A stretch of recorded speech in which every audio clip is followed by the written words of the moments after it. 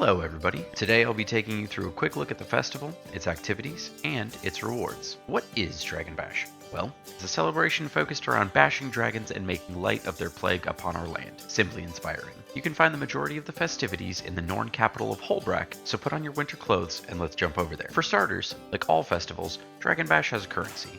That currency is Zytaffy. It goes to your material storage and stacks to 250 each stack. This is what you need to collect for your rewards and is awarded for nearly everything you do. You can eat it and may need to for some achievements, just be careful. The commander doesn't have a strong stomach for candy. But how do you get Zytaffy? By bashing dragons, of course. Some other ways too. As you run around Holbrak, you'll see Piñatas strung up and you can bash them open for some Zytaffy. About the size of an Asura and equally fun to smack. There are also daily achievements that can reward you with Zytaffy. Speaking of Piñatas. There is a Piñata smacking activity that you can do that will give you coffers full of Zytaffy. The start of this activity is located near the upper balcony waypoint. It's pretty self-explanatory. Run around, smack the Piñatas fast enough, get rewards the faster you are. 19 Piñatas smashed, and you'll earn yourself the maximum rewards. And they reset daily, so drop by for maximum smackitude once a day. As is tradition with most Guild Wars 2 events, there's a roller beetle race to be had through the frigid paths of Holbrak. Located near the Trade Commons waypoint, the race pops up every once in a while and lasts for 10 minutes. After completing the race event, just be careful to not leave the city or go into the arena instance, or you will lose your rewards since you need to wait for the 10-minute long race timer to expire. If you love racing, you can complete this race multiple times after the first time in order to get extra rewards. There is also a time trial located at the same spot that you can complete daily for rewards, and you can rent a roller beetle if you do not yet have yours. Pretty much the best way to get yourself coffers to sell or open. The Dragon Arena is a small instanced event found near the Hero's Compass waypoint. Go to the Dragon Arena dragon icon on the map if you're doing this with randoms, or go to the dungeon doors if you have a pre-made 5-person group. The Dragonbash Arena for random groups is an open instance in which you'll fight one wave of enemies to earn inspiration based on how many you kill, followed immediately by a boss. The trash mobs and bosses are themed after each of 5 different dragon minions. Once you reach and clear the 5th, you can leave and rejoin another instance to continue the fun. The pre-made version is a bit different, as each champion you defeat will increase the difficulty of each champion after it and eventually begin to do unavoidable AoE damage, increasing the difficulty of survival and fun. Popping up every 5 minutes after completion of the last race at the Legends waypoint, Moa Racing is a simple enough event. You talk to the race betting coordinator, Tig, to place your bet of 10 Zytaffy on whoever you think will win. That's it. If you want to be done, you can be. If you're trying to push for the achievement for betting on a winner, you're allowed to bet on all 5 and you'll win no matter what. Unlike ecto gambling, you can always win. If you want to watch the race, you can talk to a Moa trainer Kappa next to Tig and spectate a Moa of your choosing. You can throw fireworks from the Moa somehow. Please don't ask me where they keep them. You don't want to know.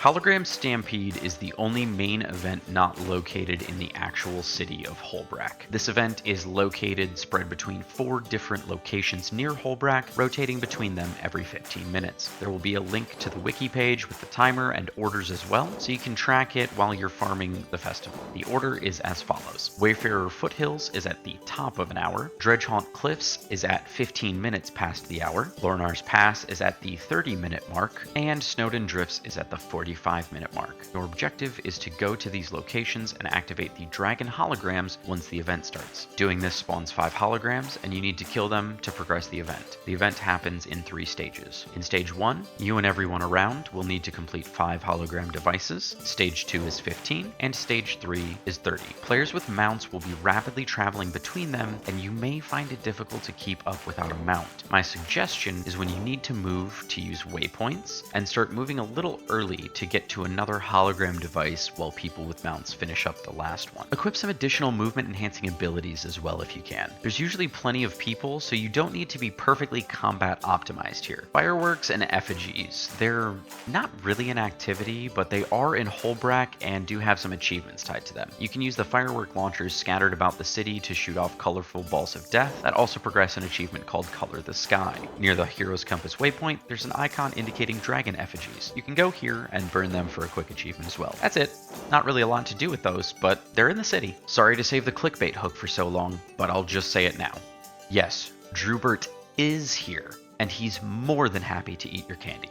Now, let's get to the other rewards. Down by the Might and Main waypoint in the center of Hullbrack is where they all are. The rewards are actually purchased with Jawbreakers, and you can earn Jawbreakers in some ways, but for the most part, we'll be trading 1,000 Zytaffy per Jawbreaker. The Dragonbash merchant sells Jawbreakers, some mini pets, and cosmetic overrides. He also sells a Dragon Piñata for your home instance, so you can continue to collect this sweet, sweet loot all year long. North of him is a candy merchant who sells Jawbreakers and various candy-based food items. My favorite. Toward the southeast, you'll find a weekly vendor who sells various map currencies, exchange vouchers for dungeon currency, and transmutation charges. Nearby is Sparking Stone, who sells some weapons with unique cosmetics for gold and Jawbreakers. Next to Sparking Stone is the Imbued Holographic Merchant, who will sell you weapons after you unlock a corresponding one from the Dragonbash Party Commander achievement. So make sure you get to the daily Dragonbash achievements if you're interested. Continuing around, there's another candy merchant and a potion seller who sells some potions of slang and the recipes for a few of them. Then of course,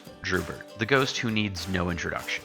Just feed him candy if you need the achievement. You can also consider the Dragon Coffers a reward for participating in the event. They can be sold for a decent amount of money on the trading post, or can be opened for a chance at some extremely valuable things such as the Crystal Infusion. There's also a Zytaffy Gobbler, which can sometimes be purchased for gems, though at the time of recording was not up for sale. This item can be used to consume 25 pieces of Zytaffy for a chance to get either a Dragon Coffer or a Festival Gobbler boost that grants an additional 25% to EXP from kills, gold from kills, as well as reward track gain in PvP and World vs. World. That's all for the Dragonbash guide. Much like the Norn's simple life of drinking, eating, and killing, it's a pretty simple festival. Thank you for watching. Hit that like and subscribe button, and if you're trying to get someone into Guild Wars 2, send them this guide to getting started in Guild Wars in 2023. Until next time, may fortune favor the bold. Now, if you'll excuse me, I'm going to go smack some more Piñatas.